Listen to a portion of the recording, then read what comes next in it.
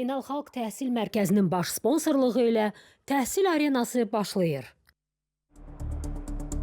İmtahan ərəfəsində abituriyentlərdə artan həyəcan, stres və gözləntilər. Təhsil Arenasında cəmiyyət üçün mühüm mesajların veriləcəyi müzakirələr olacaq. Valideyn bu mərhələdə övladı ilə necə davranmalıdır? Dəstək yoxsa təzyiq? Valideynlərim də istəyir ki, ali təhsil olun. Birinci təvəkküllə bağlıdır, intellektual düşüncə ilə bağlıdır, maariflənmə ilə bağlıdır.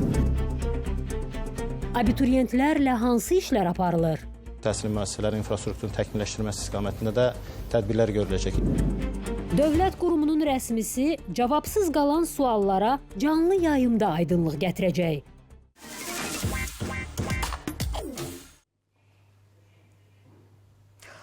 Salam, hər vaxtınız xeyir, hörmətli tamaşaçılar. ARB televiziyasının efirində Təhsil Arenası öz işinə başlayır. 11 illik bir təhsil 3 saata sığa bilərmi? Söhbət ali məktəblərə qəbul imtahanlarından gedir. Bu günlərdə, bu ərəfələrdə minlərlə abituriyent, minlərlə şagird eyni hissləri yaşayır. Həyəcan, stres, qorxu, tərəddüd və gözləntilər. Bu mövzu ətrafında müzakirələrimiz olacaq. Kifayət qədər ailələri, valideynləri, abituriyentləri düşündürən məhz bu mövzu ətrafında, yəni abituriyentlərdə həyəcanın azaldılması istiqamətində aparılan işlər mövzusunu məhz bugün bu arenada, təhsil arenasında müzakirəyə çıxaracağıq. Digər tərəfdən, həmin bu həyəcan, stres, yaşanan stres uğura aparırmı abituriyenti, yoxsa əksinə uğura gedən yolun qarşısında bir əngəldirmi? Və bu mövzunu müzakirə etdiyimiz vaxtda bir çox suallar müzakirəyə qoyulacaq. Məktəblərdə, məktəb psixoloqları tərəfindən hansı işlər aparılır 9-11-ci sinif şagirdləri ilə bağlı? Digər tərəfdən, valideynlər necə? Həmin bu ərəfələrdə övladlarına dəstək olurlar, yoxsa özləri də bilmədən onlara təzyiq, baskı yaradırlar? Bu mövzunu müzakirə edəcəyik bugün Təhsil Arenasında. Olduqca maraqlı və məhsuldar bir efir izləyəcəksiniz, hörmətli tamaşaçılar. Amma mövzumuzun müzakirəsinə keçməzdən əvvəl xüsusi bir vacib məqamı qeyd etmək istəyirəm sizin üçün. Təhsil Arenasında bilirsiniz, təhsilimiz cəmiyyətimizin onurğa sütunudur və təhsil cəmiyyəti üçün artıq bir neçə gündür ki, Təhsil Arenasının qaynar xətti fəaliyyət göstərir. 055 343 01 46. Bax elə indicə telefonu götürürsünüz, dərhal zəng edirsiniz və yaxud mesaj yazırsınız. Təhsilimizlə bağlı, təhsil sahəsində sizi düşündürən hər hansısa bir sual varsa və yaxud aylardır o suala cavab tapa bilmirsinizsə, bax elə o sualınızı göndərirsiniz. Biz də bu arenada, Təhsil Arenasında sizlərin gözü qarşısında bu sualı müzakirəyə çıxarırıq.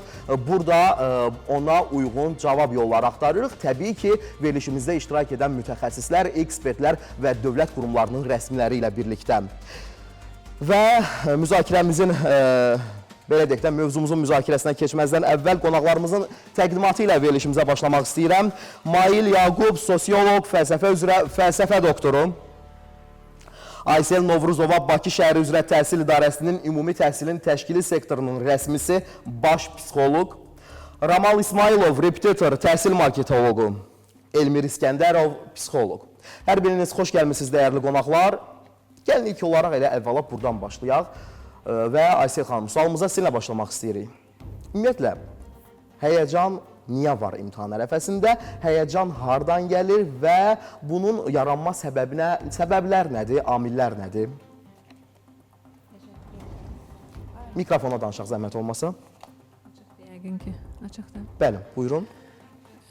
Çox aktual mövzudur və mən ona bildirim ki, öncəliklə qeyd edim ki, həyəcanın olması əslində normal bir prosesdir. Həyəcanın sadəcə hansı dərəcədə olması və həyatdakı addımlamaq istədiyimiz yolda bizə nə qədər mane olmasıdır burada əsas problem. Əgər bizim bugün həyəcanlanırıqsa və bu həyəcan bizim hansısa uğurlu işlərimizə mane törədirsə, imtahan nəticələrimizdə mane törədirsə, o zaman biz həyəcanla bağlı narahat ola bilərik. Həyəcanı yaradan amillər əslində çoxdur. Bu, insan özünün psixoloji xüsusiyyətləri də ola bilər. Tez həyəcanlanan, gərgin olan, çox məsuliyyətli insanlarda bu həyəcan bəzən çox olur. Əslində həyəcan norması normaldır. Bəs bu həyəcanın azaldılmasını bir necə edə bilərlər? Azaldılması üçün burada ən çox mən burada vurğulamaq istəyirəm valideynlərin bu prosesə övladlarını cəlb edərkən onlara hansı məsuliyyətləri üzərlərinə yükləyərək bu yola çıxardıblar. Əgər bir uşağın real potensialından artıq bir gözləntiləri varsa, bir valideynin övladından, təbii ki, orada həyəcanın, narahatçılığın olması normaldır. Biz valideyn olaraq övladlarımızdan real potensialına uyğun gözləntilər qoysaq, nəticədə mən düşünürəm ki, yaxşı nəticələr ala bilərik və övladımızın daha uğurlu gələcəyi ola bilər. Əslində çox gözəl bir məqama toxundunuz. Burada valideyn münasibəti çox mühüm bir rol oynayır. Əsas faktorlardan biridir. Siz irəliyən dəqiqələrdə təbii ki, rəsmi qurum olaraq bu istiqamətdə aparılan islahatlar, görülən işlərdən danışacaqsınız. Amma istərdim bir sosioloq olaraq Mail bəyin fikirlərini öyrənək. Valideynlər, belə deyək də, qəbul imtahanlarına hazırlaşan uşaqlarına necə dəstək olurlar? Onları necə dəstəkləyirlər? Hər il imtahanlardan sonra bu haqda danışmaq istəmirik təbii ki. Xoşa gəlməz bəzi halların da şahidi oluruq imtahanlardan sonra və hər il kifayət qədər maarifləndirici söhbətlər aparılır, müzakirələr aparılır, amma nəticə etibarilə sonda bir o qədər də xoş olmayan vəziyyətlə üz-üzə qalırıq. Mail bəy, burada səbəblər nədir və valideynlər harda, belə deyək də, harda səhv edirik? Perfeksionizm deyilən bir xəstəlik var, mükəmməliyyətçilik deyirlər buna. İnsan bəzən özünə qarşı perfeksionist olur, yəni öz bacarığından artıq yerdə özünü görmək istəyir. Aha. Problem yaşayır və bəzən də hətta ölümlə nəticələnir bu. Bəzən də Aysel xanım dediyi kimi perfeksionizm var qarşı tərəfə. Məsələn, mən qardaşımı filan yerdə görmək istəyirəm. Sənin qardaşının ona potensialı yoxdur axı, istəyi yoxdur axı. İstəyirik, amma mən reallıq... Mən istəyirəm qardaşım filan kəslə ailə qursun, filan xoşbəxtliyə çatsın. Qaynatası filan yerdə işləyir, bunu aparsın, filan vəzifəyə çatdırsın. Mən qardaşımdan kənarda öz arzularımın peşindəyəm. Bu da perfeksionizmin bir hissəsidir. Və mənim oğlum, qızım həkim olmağa nə həvəsi var, nə də istedadı, bacarığı var. O rəssam olmaq istəyir, o müəllim olmaq istəyir və s. Yox, illa ki sən həkim olmalısan, mən səni həkim kimi görürəm. Məsələn, uşaq vaxtı 6, 7, 8 yaşımda valideynlərim mənə həkim olmağımı istəyirdilər, həkim kimi görmək istəyirdilər. Bir-iki dəfə bildirdilər, dedim, yox, mənim həkim olmağa həvəsim yoxdur və salam, əl çəkdilər. Perfeksionizm olsaydı onlarda, əl çəkməyəcəkdilər. Nə danışırsan? Bizim arzularımız var, biz səni o cür görmək istəyirik. Mən sizə deyim ki, uşağın problemlərinin, digər efirlərdə demişəm, 90%-i valideynlə bağlıdır. 90%-i. Çünki valideyn ilk müəllimdir, ilk psixoloqdur, həm söhbətdir, monistdir, həm dərddir. İndi vay o gündəndir ki, bəli, bu valideyn öz missiyasının fərqində olmaya, elə düşünə ki, mən uşağımın yeməyini təmin eləyirəm, paltarını təmin eləyirəmsə, mənim işim bitmişdir. Xeyr, əzizim, o hələ bir hissəsidir. Əsas məsələ sənin oturub ondan söhbət etməyindir. Niyə görə? Hər il biz bunu şahid oluruq, eşidirik.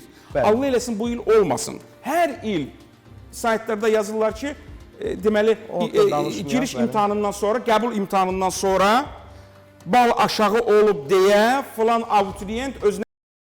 Niyə görə? Əgər bir valideynin övladı narahatdırsa, nigarandırsa, dərhal bu valideyn bunu bilməlidir, görməlidir, həyəcan təbili çalmalıdır, onu psixoloqa aparmalıdır. Fərqində olmalıdır o vəziyyətin. Necə? Fərqində olmalıdır. Fərqində olmalıdır, agah olmalıdır valideyn, agah olmalıdır. Bu mənim övladımdır. Övlad, uşaq, öz məsuliyyətini özü dərk eləməyə bilər. Biz ondan Einstein olmaq gözləntimiz yoxdur 8 yaşında. O hələ təzə-təzə başlayır həyata.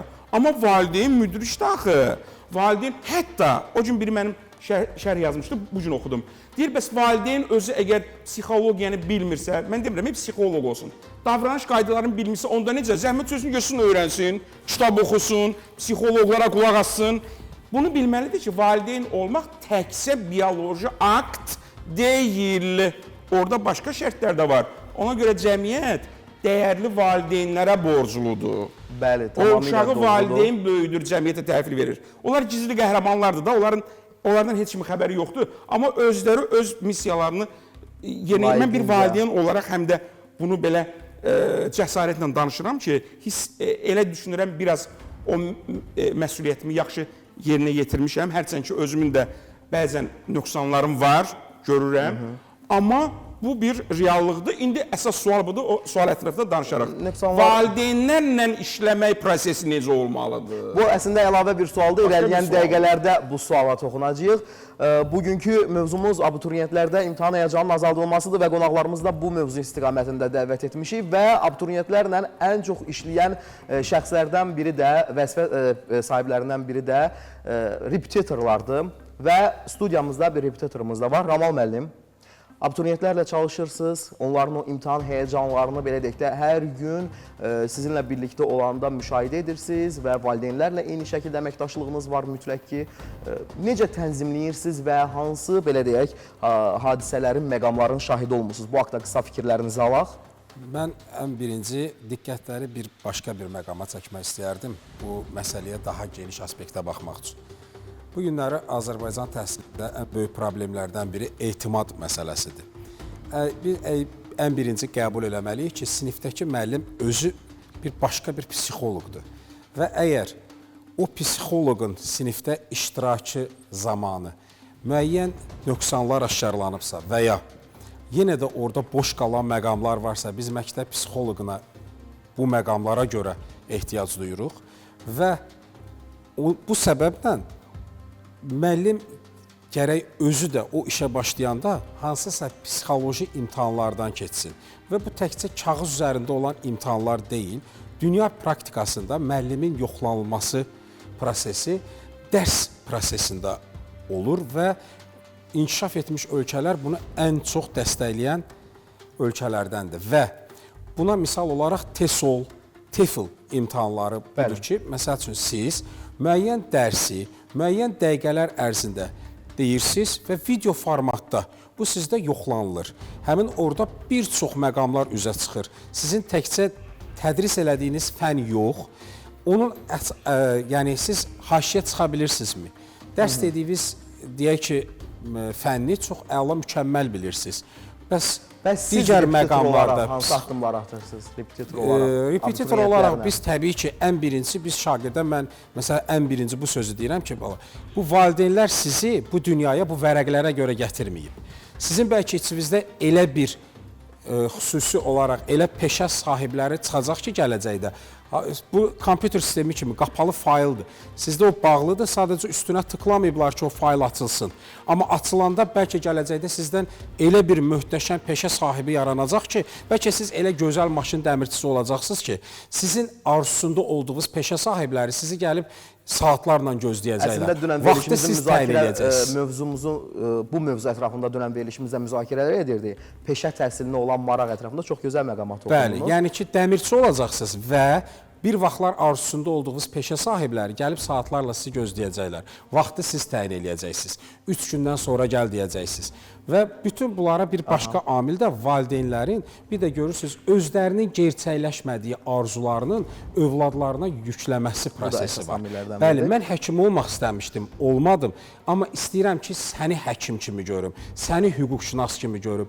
Dəli Kürk kinosunda ən gözəl bir məqamlardan biri bu ixtisas seçiminə bağlı çox gözəl bir məqamdır ki, bəlkə övladlarımız bunu istəmir. Niyə hökmən baqqal oğlu öz deyir gününü baqqalda çürütməlidir? Niyə qəssab oğlu qəssab olmalıdır? Yəni bu məqama çox gözəl toxunulub və mənim yenə də o şagirdlərlə apardığım iş prosesi bundan ibarətdir ki, ən birincisi imtahan həyatın sonu deyil. Bundan sonra bir neçə imtahanlar da ola bilər. Siz hətta növbəti ildə yenə də imtahan verə bilərsiniz. Bu abituriyentlərin və valideynlərin olduğu bir cəmiyyətə verilməli olan ən mühüm mesajdır. İmtahan həyatın sonu demək deyil. Və bu mövzu ətrafında əməkdaşlarımız gənclər arasında, abituriyentlər arasında imtahanlara hazırlaşanlarla kiçik bir sorğu təşkil ediblər. O sujeti izləyək. Ondan sonra psixoloqumuz Elmir bəyin məhz o müsahibə haqqında, sorğu haqqında fikirlərini eşidəcəyik. Mən imtahan verdiyim ərəfələrdə 11-ci sinif olanda çox stres yaşayırdım. Uzun müddətli stressdən də əziyyət çəkirdim yəni. İndi biraz azalıb, amma təsiri qalır. Memarlıq və İnşaat Universitetində oxuyuram. Sualları çalışırıq öyrənək. Çünki dərslərdə bizdə dərslər keçirilirdi ya, yəni öncədən hazırlaşırıq ki, yəni imtahanda pis nəticə yığmayaq. Ona görə yəni o qədər də həyəcan olmur. Əmin olmadığım, yəni zəif olduğum fənlər olanda onda həyəcan olur, amma hansı ki fənlər bilirəm ki, onları yaxşı yazarım, onlar həyəcan vermir mənə. Sözün doğrusu mən həyəcanlanmıram, amma səbəbini bilirəm niyə həyəcanlanır uşaqlar. Uşaqlar imtahanın özündən yox, onun nəticələrinə həyəcanlanırlar. İndi qorxurlar az yığacaqlar, kəsiləcəklər, stipendiyadan düşəcəklər, ona görə həyəcanlanırlar da. Yəni imtahan günü olanda mən imtahan həyəcanı yaşamamışam. Yəni ola bilər ki, zəif hazırlaşdığım imtahanda ola bilər, amma belə tam hazırlaşdığım imtahanda heç vaxt həyəcan yaşamamışam. Texniki Universitetində oxuyuram, proseslərin avtomatlaşdırılması üzrə ixtisasımdır.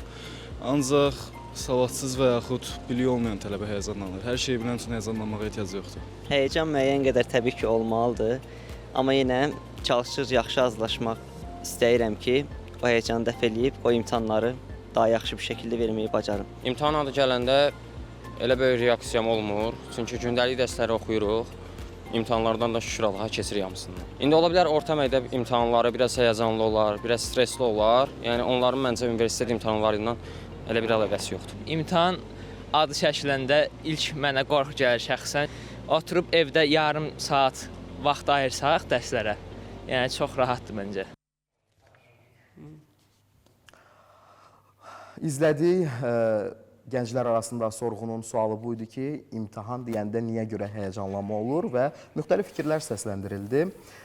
Fikirləriniz önəmlidir bizim üçün. Nələri daha çox müşahidə etdik və orada bir gəncimiz bir məqama toxundu ki, bəlkə də həyəcanlananların çoxusu imtahana bir o qədər də yaxşı hazırlaşmayanlardır, zəif hazırlaşanlardır. Bu da amillərdən biri kimi hesab olunur, deyilmi?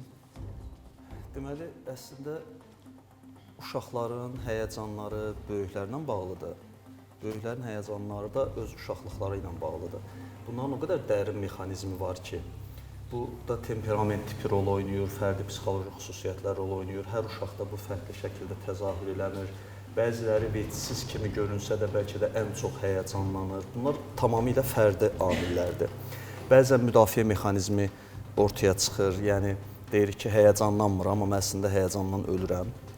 Burada məsələ, hörmətli mütəxəssislərimizin də qeyd elədiyi kimi, biz problemi uşaqdan alıb sistem içərisində əvvələ qaytarsaq, böyüklərə qaytarsaq, yəni böyüklərdə problem var şəklində yox. Böyüklərlə bağlı işləri düzgün qura bilsək, məsələlər öz həllini tapar. Böyük ölçüdə məsələlər həll olmaz. Bir problemin uşaqda ortaya çıxması o problemin kökünün uşaqda olduğu demək deyil. Biz kökə getməliyik və kökə gedincə bayaq səslənən və səslənməyən nə qədər fikirlər ortaya çıxır ki, bunlar valideynlərin özləri ilə bağlıdır, bizim cəmiyyətin baxışı ilə bağlıdır və əsas haqsızlıqlardan biri harda olur? İllərlə oxu, universitet hədəflənir. Sonra universitet imtahanına gedəndə elə yolda valideyn uşağa deyir ki, narahat olma. Nə bal yığsan, sən bizim övladımızsan, biz səni sevirik falan. Amma uşaq tərəfdən baxanda belə düşünüb valideynə baxaram ki, mən səni tanımıram, sən nə danışırsan? İndiyə qədər yüklə, burada da bax, o şeyi verir ki, yəni mən vermədim həyəcanı. O özünü təmizə çıxarmaq üçün sabah həyəcanlarında desin ki, mən demişdim də, neçə bal yığırsan yığ, fərqi yoxdur. Axı o illərin yığdığı həyəcanı 2 saniyənin cümləsi ilə gedə bilməz axı. O gözəl bilir ki, bütün nəsil onu gözləyir. O gözəl bilir ki, o həkim olub, sonra atası onu xəstələnəcək, o atasına baxma, onun çox dərin missiyaları var, belə. Yəni, o bunu eləyə bilməsə, bunu bacarmasa, bu heç həyatda olmasa ondan yaxşıdır. Yəni, kimlik tamamilə universitet oxumağa bağlanır. Bizim problemimiz uşaqlara oxuma məsələsini düzgün aşılamırıq. Biz uşağa... Bu, məktəbdə mi düzgün aşılanmır, yoxsa... Valideyn təməlini qoyur, məktəbdəki müəllim də bir valideyndir də, o da sistemin davamı olaraq onu davam elətdirir. Ümumiyyətlə, bir psixoloq olaraq məktəbdəki psixoloqların fəaliyyətindən razısınızmı? Bunu deyim, sonra ona keçim. Məsələ nədir? Biz məsələn, birinci sinifdən başladı uşaq oxumağa, hətta məktəbə qədərdən başladı oxumağa. Bizim oradakı məqsədimiz uşağı oxuma zövqünü aşılamaq yox, onu universitetə hazırlaşdırmaqdır. Hər hansı bir valideyndən soruşaq ki, bax, istəyərsən ibtidai sinifdə, 5-ci, 6-cı, 7-ci, 8-ci siniflərdə uşağın əla oxusun. Amma 9, 10, 11-də oxumasın, yoxsa əksinə, o deyər ki, yox, istəyirsən 8 il boş-boş gəlsin, 9, 10, 11-də oxuyub universitetə gir. Çünki məqsəd universitetə qəbul olmaqdır. Baxın, ondan sonra iş tapmaq, tapmamaq bu da deyil. Məqsəd universitetə qəbul olmaqdır. Bununla bağlı bizim problemimiz var. Savad almaq da deyil. Deyil. Ona görə uşaq, mən abituriyentlərlə işləyirəm, hər yaş qrupunda uşaqlarla işləyirikdə, uşaq artıq, məsələn, imtahanın biri qutardı, buraxılış imtahanı bitdi. Uşaq oxumaq istəmir və cavab budur, yoruldum. İnsan sevdiyi işlə məşğul olarsa yorulmaz da, əgər can dərdi eləyirsə, o artıq bir yerdən sonra buraxır. Mənə çox maraqlıdır, səsləndirdiyiniz bu fikirlərə Aysel xanımın münasibəti necədir? Aysel xanım, yəni Elmir bəyin səsləndirdiyi düşüncələri, fikirləri eşitdiniz və bununla bağlı məktəblərdən iş görülür və Elmir bəyin fikirlərinə münasibətinizi alaq. Əslində mən fikirlərin bir çoxu ilə razıyam. Çünki hər kəs özünün məşğul olduğu sahə ilə bağlı ən çox rastlaşdıqları məsələləri qeyd edirlər. Mən məktəblərin içində gedən prosesdən deyim. Özünüz də bilirsiniz ki, artıq məktəblərdə şagird sayına görə 2 psixoloq, 2 və daha artıq psixoloqlar fəaliyyət göstərir. Bu təbii ki, məktəbdə psixoloji dəstək mexanizmini biraz sürətləndirib. Bununla bağlı məktəbdə psixoloqların keçirdiyi işlər var, anket sorğular var, nailiyyətsizliklərin səbəbi var, stressin idarə olunmasıdır, stres səviyyəsini ölçürlər, sonra ona uyğun şagirdlərlə qrup və yaxud da fərdi şəkildə görüş keçirirlər, valideynlərlə görüş keçirilir, valideynlər məlumatlandırır övladının stres səviyyəsinin hansı dərəcədə olması ilə. Bu işlər gedir. Bir burada ən çox mənim psixoloqlardan gələn məndən bu mövzuda dəstək istəyirlər ki, biz məktəb daxilində o işləri görürük, amma o mexanizmlərin evdə bunlar aparılmır, bu işlər evdə aparılmır. Valideyni övladı ilə bağlı, valideynlər psixoloqun qapısına getməyə sanki çəkinirlər. Hətta psixoloqlara deyirlər ki, olmaz ki, dərsdən sonra biz ayrı bir vaxtda biz göndərək gəlsin uşaq. Psixoloqun otağından içəri girərkən sanki bir qoruyucu qalxanla girirlər. Psixoloqun dediyi sözlərdə avtomatik özünü müdafiəyə, övladını müdafiəyə keçirlər. Çox maraqlı və diqqət çəkən məqamlara toxunursunuz. Əziz tamaşaçılar, qısa bir aramız var, ondan sonra davam edəcəyik. Təhsil arenasına baxırsınız. Təhsil arenasında abituriyentlərdə imtahan ərəfəsində həyəcanın azaldılması mövzusunu müzakirə edirik. Diqqətiniz bizdə olsun. Qısa bir aradan sonra birlikdəyik.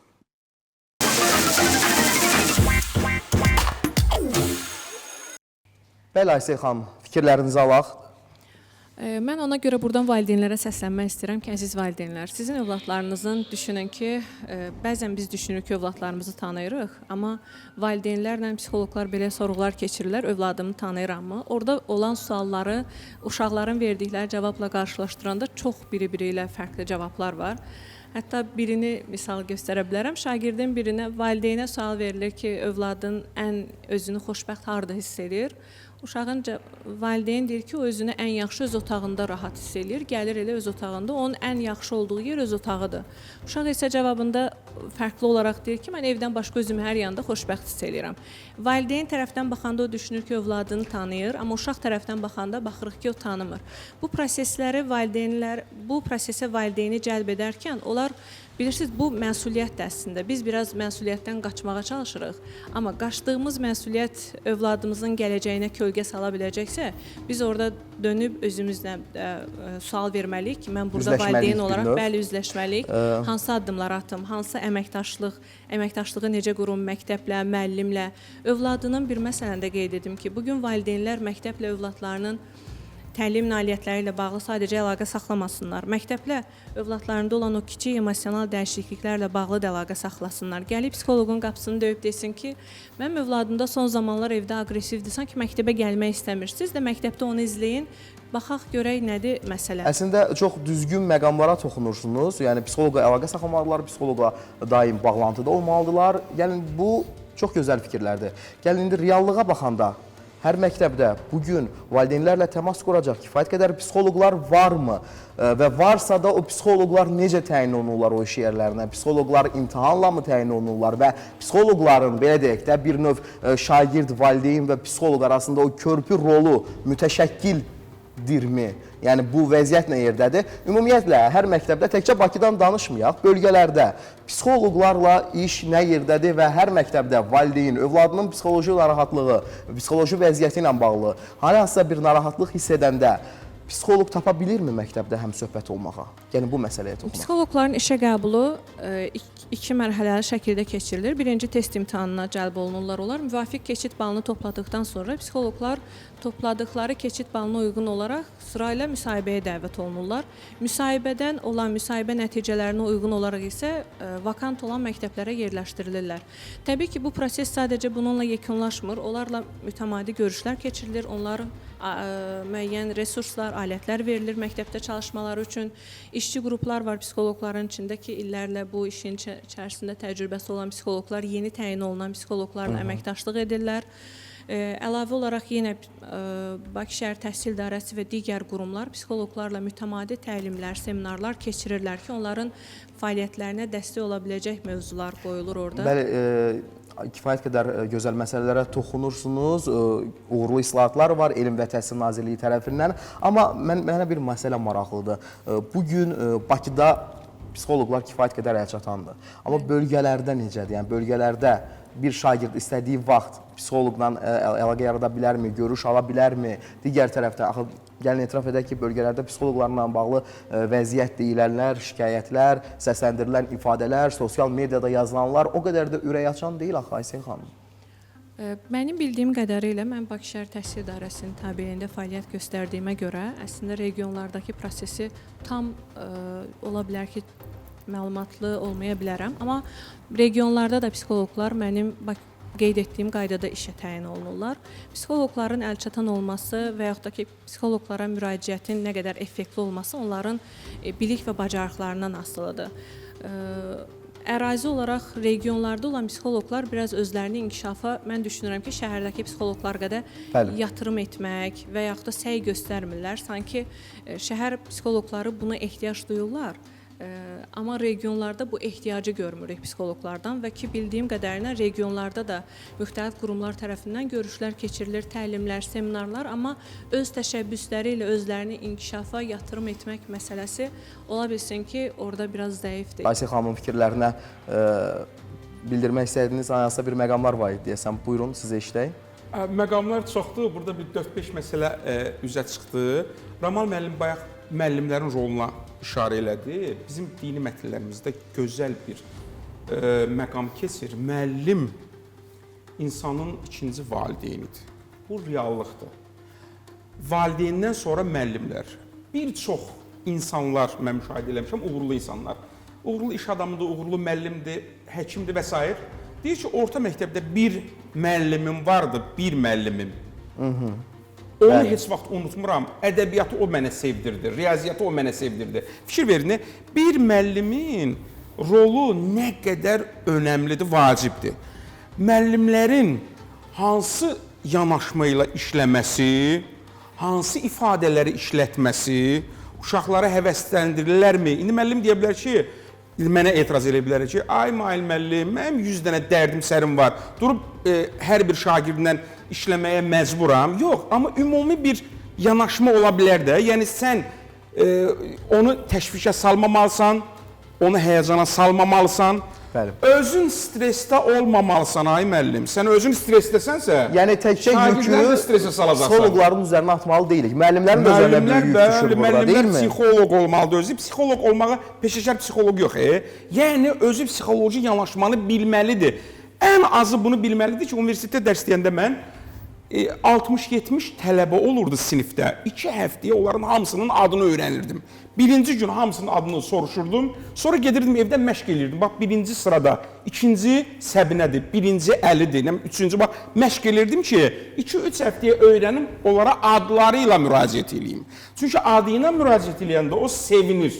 Bu psixologiyada da var. Bunu orta məktəb müəllimləri, repetitorlar da bilməlidir. Məsuliyyət onların da üzərində var. İndi kimsə deyə bilər ki, mənim məsuliyyətim yoxdur. Bu hüquqi məsuliyyət deyil, əzizim.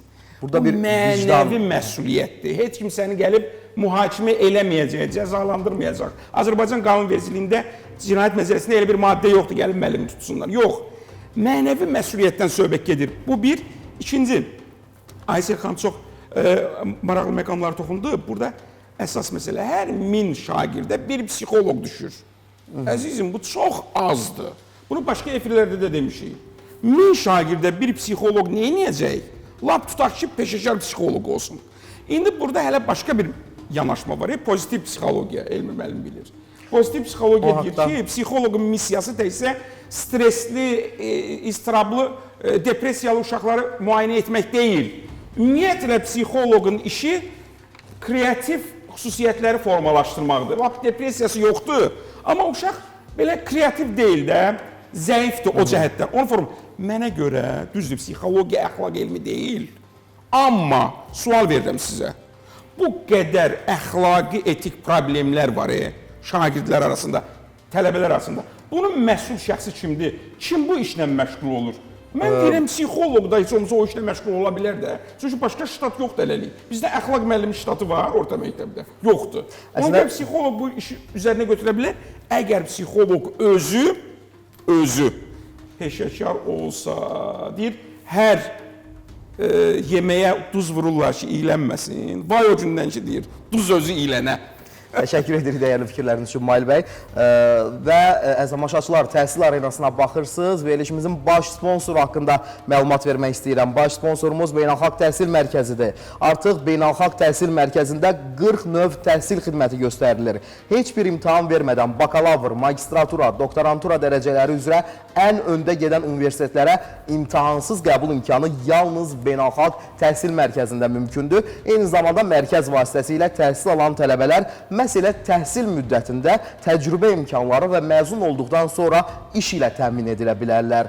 Bununla yanaşı təhsil müddətində yüksək nəticə əldə edən tələbələr Beynəlxalq Təhsil Mərkəzi tərəfindən təqaüdlə təmin olunurlar. Qeyd edək ki, mərkəz 21 ölkədə 140 universitetlə əməkdaşlıq edir. Əlaqə nömrələrini xatırlatmaq istəyirəm. 051 401 44 43.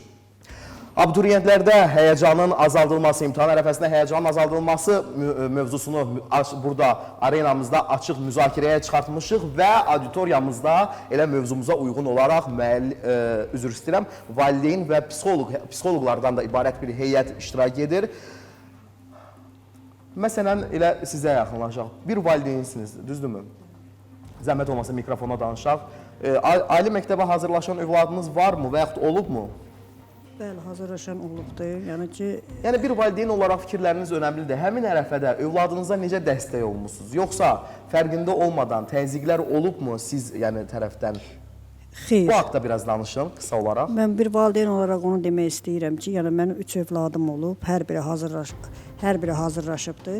Mən onlara həm dəstək, həm mənəvi, həm də ki, birbaşa müəllimlə əlaqədə, münasibətdə olmuşam ki, müəllim uşaq haqqında nə desin, ən çox da valideynlərdə odur ki, həmişə günahı müəllimdə görürlər. Amma ən birinci günah valideynin, mən belə başa düşürəm ki, valideynin özündədir. Valideyn özü uşağı evdən dəstəyi ilə, münasibəti ilə məktəbə necə göndərirsə, o müəllimə qarşı hansı hörməti varsa, müəllimə qarşı valideynin hörməti, münasibəti varsa, orada nəticədə yüksək olur. Kifayət edər. Təşəkkür edirəm fikirləriniz üçün. Başqa valideynlər varmı? Hazırda övladları abituriyent olaraq ali məktəblərə hazırlaşan psixoloqlar da var tamaşaçılarımızın arasında. Mən istədim sizin də fikirlərinizi alaq. Hansı məktəbdə çalışırsınız? Psixoloq olaraq fəaliyyət göstərirsiniz, düzdürmü? Özünüzü təqdim edin, zəhmət olmasa. Salamlayıram hər kəsi, təşəkkür edirəm. Mən 182 nömrəli tam orta, ümumorta təhsil məktəbinin psixoloqu Əminə Əsədova. Təbii ki, valideynimiz çox gözəl vurğuladı, çox aktual bir mövzudur hal-hazırki vəziyyətlə bağlı. Əslində mən istərdim, çox üzr istəyirəm, əslində mən istərdim siz tam olaraq bu mövzu haqqında danışasınız. Bir psixoloq olaraq üzərinizə hansı məsuliyyətlər düşür və o işin öhdəsindən necə gələ bilirsiniz, elə hazırda çalışdığınız o məktəbdə? Bəli. Bizə verilən illik fəaliyyət planına əsasən, təbii ki, müəyyən aylıq çərçivəsində orada punktlara əsasən biz 9 və 11-ci siniflərlə, hətta 4-cü sinifləri monitorinqindən də əvvəl biz uşaqların, şagirdlərin stressin və həyəcanın idarə olunması ilə bağlı müəyyən mövzular ətrafında mütəmadi olaraq görüşlər təşkil edirik. Və burada biz şagirdlərlə görüş keçirdikdən sonra bizə fərdi yanaşan şagirdlər də olur. Hansı ki, biz onlarla fərdi şəkildə konsultasiya aparırıq. Bir çox məqamlarda bizim dəyərli mütəxəssislərimiz də çox gözəl vurğuladı ki, əsas təməl səbəb valideynlərdən qaynaqlanır və yaxud da valideyn müəllimlərin şagirdin potensialı ilə deyil, onun daha çox öhdəlik verməklə səndən yüksək nəticə gözləyirəm. Hansı ki, o uşaqlarda günahkarlıq, özünə günahkarlıq hissi doğurur. Biz əsasən fokuslanmalıyıq. Hər insan individ olaraq dünyaya gəlir, individualdır. Biz həmin insanın potensial və meyl və maraqlarına fokuslanmalıyıq ki, bu uşağın həqiqətən bacarığı nə dərəcədədir? Uşaq nəyi istəyir? Tutaq ki, uşaq ana deyir kimya, daha doğrusu həkim olmalıdır mənim övladım, amma uşağın beyninin sağ-sol yarımkürəsi ilə əlaqəli olaraq uşaq qavraya bilmirsə, biz o uşaqdan yəni bunu gözləyə bilmərik. Valideynlərin burada rolu çox böyükdür, dəstək olmaq mütləqdir. Bir körpü rol oynamalıdır əslində. Mütləq şəkildə məktəb psixoloqunla ümumiyyətlə məktəb valideyn, şagird üçbucağı, bu üçbucaq mütləq şəkildə qorunmalıdır. Əməkdaşlıq düzgün şəkildə aparılmalıdır ki, mütəşəkkil iş prinsipinə əsaslanmalıdır. Çox təşəkkür edirik fikirləriniz üçün. İmtahanlar ərəfəsində abituriyentlərdə həyəcanın azaldılması mövzusundan danışırıq. Ramal müəllim, valideyn övladı, belə deyək də, övladı ali məktəblərə qəbul imtahanına hazırlaşan valideyn övladına hansı 3 sözü deməməlidir və hansı 3 sözü deməlidir? İstərdim bu haqda sizin və psixologumuzun Elmir bəyin fikirlərini eşidək. Buyurun. Ən birinci, valideyn öz övladına müqayisə etməni yığışdırmalıdır. Filankəsin balası yığdı, bu bir. İkincisi, sosial statuslarını adətən önə gətirən valideynlər var ki, mən filan vəzifəni tutduğum halda, amma bax filankəsin valideyni heç bir vəzifə tutmadığı halda o öz valideyni, yəni öz ailəsinə görə nə yaxşı ballar gətirir. Bu yığışdırılmalıdır. Ən birincisi. Üçüncü, yəni onun daim sən mənim üçün dəyərlisən fikirlərini aşılamalıdır. Mən bayaq fikrimdə söylədim ki, yəni biz övladlarımızı kağıza görə, testə görə, dəftərə görə, kitaba görə gətirməmişik bu dünyaya. Bəli. Amma mən bayaqları peşə təhsili ilə bağlı bir şey dedim. İstəyirəm ona bir xırda bir əlavə edeyim ki, bəli, təhsil forumunda bu yaxınlarda belə bir məqam oldu ki, bəzi uşaqların həqiqətən imtahan olunması, müəyyən qrup uşaqlar var ki, doğrudurmu? Bəlkə onların içində Şövkət Ələkbərov var, Rəşid Behbudov və s. insanlar yatır. Görəsən onlar da, yəni onların imtahandan azad olunması prosesini önə çəkmək istəyirdilər, amma mən istəmirəm onlar imtahandan azad.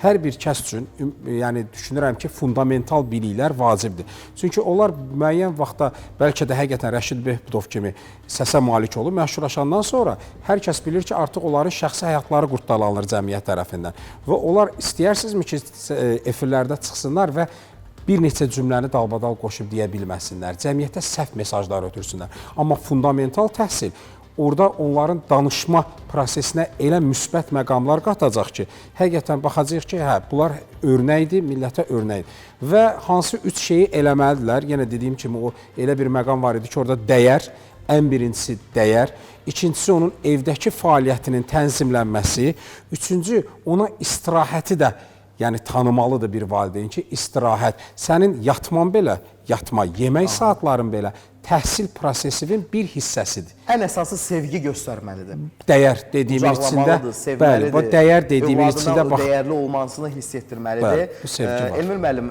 təhsil arenasında təhsil cəmiyyəti üçün, bilirsiniz, təhsil cəmiyyətimizin onurğa sütunudur və təhsil cəmiyyəti üçün kifayət qədər, efirdə olduğumuz artıq bir neçə gündür ki, kifayət qədər mühüm mesajlar, cəmiyyət üçün vacib mesajlar verməyə çalışırıq. Elə valideynlər var ki, gecəsinin gündüzə qatırı işləyir, çalışır, qazanır, gətirir və istəyir ki, övladı onun çəkdiyi əziyyəti çəkməsin. Bəlkə də o valideyn bilmir, məlumatsızdır, övladı ilə necə rəftar etməlidir, qəbul imtahanına hazırlaşan övladı ilə. Gəlin, bir növ, buradan valideynlərə nə kimi mesaj verə bilərsiniz? Ümumiyyətlə, valideyn evdə necə bir ab-hava yaratmalıdır ki, şagird rahat olsun, şagird özünü rahat hiss eləsin və az əvvəl Aysel xanımın çox gözəl bir məsələni vurğuladı. Şagird valideyni haqqında psixoloqla danışanda evdə özünü narahat hiss etdiyini deməsin. Buyurun, bir valideynlərə çağırış etməyinizi istərdik. Valideynlərin uşaqlara verəcəkləri heç nə yoxdur. Uşaqlara deyəcəkləri heç nə də yoxdur.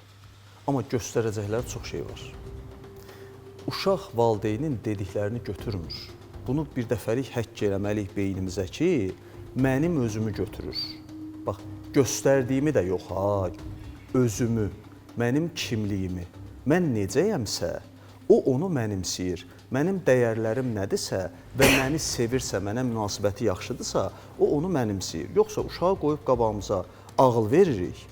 Sonra o uşaq axı onun heç birini eşitmir də. Biz bunu çox gözəl bilirik ki, bu uşaq bunların heç birini eşitmir. Sonra uşaq onları eləməyəndə biz deyirik ki, mən 100 dəfə dedim, xeyri yoxdur. Ta demirik, yəni sənə kim deyib ki, 100 dəfə deyəndə bunun xeyri olacaq? 100 dəfə yox, bir şeyi 2 dəfə yoxlayarsan, olmadısa 3-cü başqa bir şey yoxlayarsan da. Ona görə də sözlə tərbiyə metodu çox yanlışdır, xüsusilə də müasir dövrümüzdə heç bir şəkildə effektiv deyil. Biz bəzən deyirik ki, bizi başa salırdılar ki, filan belə. Xeyr, bütün uşaqlar hər şeyi bilir, bütün yeniyetmələr hər şeyi bilir, abituriyentlər hər şeyi bilir, düzgün davranış qaydanı da bilir, səhvi də bilir, hamısını bilir. Bunları təkrar eləməyə ehtiyac yoxdur. Heç kim, yəni tutaq ki də, siqaretin zərərlərini bilmədiyinə görə siqaret çəkmir ki. Bilmək beyinlə bağlı olan bir şeydir. Amma biz bu dəqiqə daha çox bədənə, duyğulara xitab etməliyik. Və mən bir şeydə xüsusi vurğulamaq istəyirəm ki, əvvəl deyəndə indi də elədir, əvvəl və indi belə deyim. Evdə uşağa tərbiyə verə bilmirik, belə deyək də. Göndərir ki, müəllim, məktəb. Mən açıq şəkildə bunu deyə bilərəm. Bu gün məktəbdə baş verən negativ hadisələrdə məktəb adlı müəssisənin sadəcə 10% payı ola bilər. 90% evin payı var burada. Bir hadisənin bir yerdə törədilməsi o yeri günahkar eləyə bilməz. Elə şey yoxdur. Bu adam mənim yanımda bir şey eləyirsə, mənim burada nə günahım ola bilər ki? Və indi də bunu ötürəcəklər psixoloqlara. Deyəcəklər ki, məktəbdə psixoloq görüşdü, psixoloq görüşmədi, psixoloq çatdırmadı, nazirlik işi düzgün qurmadı. Bunlar yanlış söhbətlərdir, belə şey yoxdur.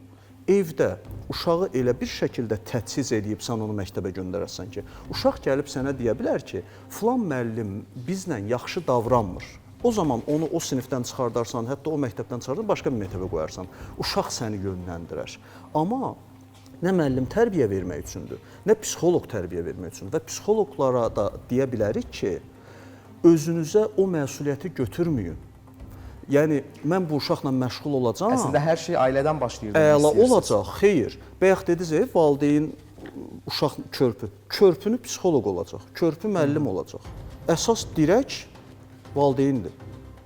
Və valideyn orada köməkçi vasitə ola bilməz. Valideyn əsas vasitədir. Və məktəb deyəcək ki, zəhmət olmasa valideyn gəlsin. Gəlmirsə, başqa tədbir görəcək. Yazıqdır, uşağı alıb, yəni sanki uşaqda problem varmış kimi davranmaq düzgün deyil. Bir əlavə eləyim. Buyurun. Elmi müəllimdən razıyam, elmi müəllim. Amma o tərəfin o şeyini, o məsuliyyətini çox azaltmayaq məncə. O müəllimin, psixoloqun. Mən sizi başa düşürəm, o sizin prizmanızdan doğru deyirsiniz. Yəni, tam məsuliyyəti onlara ötürmürük. Valideyn desin ki, bilirsiniz necədir? Mən ümumiyyətlə, 2011 il bundan qabaq Bakıda özəl universitetlərin birində, özəl orta məktəblərin birinə dəvət elədilər məni əxlaq dərsi deməyə, 7-ci, 8-ci siniflərə. Getdim, həftədə bir dəfə əxlaq dərsi yox deyə, sadəcə bu özəl məktəbdir, ödənişli, yüksək məbləğdə falan. Deməli, 15 nəfərdir sinifdə. Bunlardan ikisi, üçü çox dəcəl uşaqlar deyə, ipə sapa yatmırlar, dəhşət. Mən getdim, müdiriyyətlə danışdım ki, bunların valideynləri necə adamdılar, nətər? Dedilər, ay müəllim, bunlar bir firon, belə xarakterli adamlardır, valideynləri. Yüksək məbləğdə pul ödəyirlər məktəbə, deyirlər ki, mənim uşağımı sən tərbiyələndirməlisən. Uşaq da canavar kimidir, evdə görməyib, gəlib bura, Biz neyə olarsın? Bəli, buradan sizin dediyiniz tamamilə haqlıdır Elmir müəllim. Yəni bu müəllim neynəsin, məktəb neynəsin? Valideyn də iş görməlidir. Amma o tərəfdən də tam məsuliyyəti götürmək ki, heç bir məsuliyyəti yoxdur, yox. Yəni bəzən ola bilər ki, müəllimin, psixoloqu deməyib, psixoloq bir nəfər deyib, psixoloq necə 1000 şagirdə. Müəllim, hər bir müəllimdə elə bir o əxlaqi keyfiyyət ola bilər ki, bizim bir professorumuz deyir ki, bir çınqı, od çınqı, böyük bir od tayasını yandıra bilər. Çünki çınqı özü yanır. O müəllim özü yansa, məsuliyyəti başa düşsə, Azərbaycanın milləti, dövləti, gələcəyini, bu uşağın gələcəyini başa düşsə, onda o uşağı yandıra bilər müsbət mənada, yəni dəyişdirə bilər. Əlbəttə, bu indi hər kəsdən qəhrəmanlıq... Ona görə 10% dedim ki, bayaq da siz mənəvi məsuliyyət dediniz. Bəli, elə bir müəllim olar ki, bu sinif rəhbəri filan məsələsi deyil, onun şəxsiyyəti ilə bağlı olan bir şeydir. O müəllim baxar ki, belə demək mümkünsə, bu uşağa bu valideynin xeyri yoxdur və olacaq kimi də görünmür. Onda mən ona yaxınlıq eləyim, mən onunla o münasibəti qurum. Mümkün olduğu qədər o boşluğu doldurmağa çalışır. Amma yenə də ən axırda hansısa bir negativ hadisədə müəllim məsuliyyət daşımamalıdır. Aysel xanım, fikirlərinizi buyurun. Mən Elmir bəyin fikrinə əlavə olaraq deyim ki, eşitdikləri ilə yox, gördükləri ilə tərbiyə olunur. Belə bir fikir də var. Uşaqlar eşitdiyi ilə yox, daha doğrusu qulaqları ilə yox, gözləri ilə tərbiyə olunurlar. Bu düzdür. Əgər biz evdə uşağa hansısa bir, biz emosional olaraq uşağın hansısa bir tərəfindən qısırıqsa, əgər vermiriksə, orada boşluq buraxırıqsa, o uşaq o boşluğu doldurmağı üçün cəmiyyətə öz tutacaq. Uşağın da ən çox vaxt keçirdiyi yer haradır? Təbii ki, təhsil müəssisəsidir və istər-istəməz orada bunu, o boşluğu doldurmaq üçün ya özünəmi hansısa bir belə deyək də, hansı zərərli vərdişlərə yönələcək, dostları ilə dava edəcək, məktəb əşyalarına zərər verəcək, müəllimlə dava edəcək və s. O boşluğu doldurmaq üçün. Biz körpüdən danışırıq. Mən istəyirəm ki, bir də valideynlərin divar davranışlarından danışaq ki, övladlarının gələcəyinə və gələcəkdəki şəxsiyyətlərinin formalaşmasına mane ola biləcək divar davranışlar var və divar davranış modelini sərgiləyən valideynlərin övladlarında bugün biz o problemləri daha çox görürük. Önünə divar qoyulan bir uşaq təbii ki, digər istiqamətlərə yön alacaqlar. Təşəkkür edirik dəyərli fikirləriniz üçün. Bütün qonaqlarımıza təşəkkürümüzü bildiririk. Təhsil arenasında abituriyentlərdə həyəcan və stresin azaldılması ilə bağlı görülən, aparılan işlər haqqında danışdıq. Məktəbdəki məsələlərə, valideynlə şagird arasında olan münasibətlərə toxunuldu bir-bir və ümid edirik mühüm mesajlar verildi təhsil cəmiyyəti üçün. Bax, elə bu arenadan, təhsil arenasından əsas olan şərt odur ki, balans qorunmalıdır, balans gözlənməlidir. Həm məktəb, həm valideyn, həm belə deyək, məktəb psixoloqları arasında və sonda mən bir jurnalist olaraq yox, bir aparıcı olaraq yox, bir onların dostu olaraq kiçik bir danışmaq istəyirəm. Hazırda bizi izləyən abituriyentlərlə birlikdə. 11 il oxudunuz, hazırlaşdınız və inanın ki, o 3 saatlıq imtahan sizin biliklərinizin əsl göstəricisini, əsl taleyini həll etmir. Gecələri yuxunuza haram qaldı, belə deyək də, gecələr yuxusuz qaldınız, dərslərinizi oxudunuz, çalışdınız və rahat nəfəs alın, imtahanlara gedin, hər şey əla olacaq, hər şey uğurlu olacaq. Unutmayın ki, biliyiniz və qələminiz sizin ən böyük silahınızdır və ən sonda biz sizə inanırıq, hər şey əla olacaq. Təhsil arenasına baxırdınız, sabah eyni saatda, eyni məkanda görüşmək ümidi ilə sağ olun.